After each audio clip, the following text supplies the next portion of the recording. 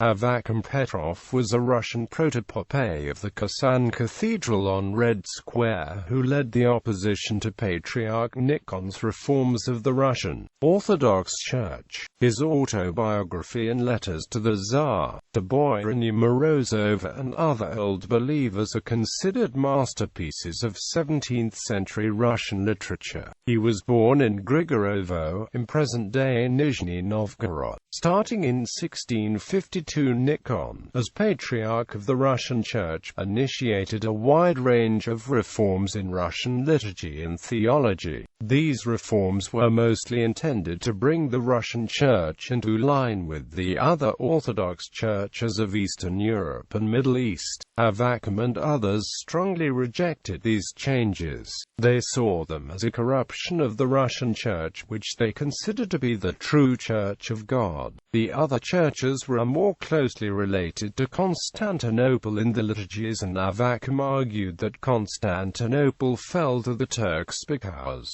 of these heretical beliefs and practices.